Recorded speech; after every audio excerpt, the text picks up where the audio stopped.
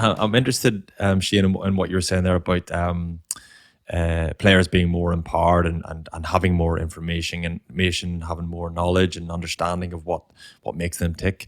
How has that changed in your journey in terms of what information you give players? Do you feel like players can cope with more data, for example, more information, more understanding of what they're doing, or is there still a school of thought out there like Mr. Miyagi? Just get him to do something that he doesn't quite understand, but I know where he's going, and it's all in control.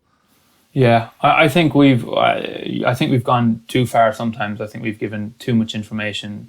Sometimes ignorance is bliss, and just keeping focus on what the game is, and in the background you can continue your own development of the player. And like I've made mistakes before, even a young athlete going through his peak height velocity.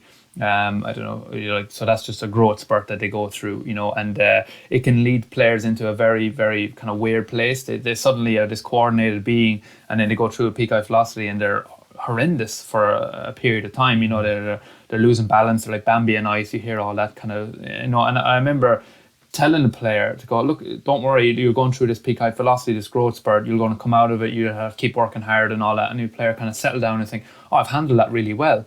And then 2 years later, he's training like a bag of crap. This player, he's a good player, he's still playing, and he's playing at a high level. But I remember, and he trained like a bag of crap for a long time. And he's 18 at this point, and he's about 6'2", and he hasn't grown in the last 6 months. And I said, what's going on with you? And he said, I think I'm going through another growth spurt. And I was like, so he's used that as an excuse for him, rather than him saying, well, no, it's just me. I'm in control of what I do, So I think we've got to be careful of giving too much information. If the information is going to help, then of course maybe we feed it back. But sometimes the player is better off just focusing on a few things as opposed to hearing everything, Yeah, isn't that where the value of knowing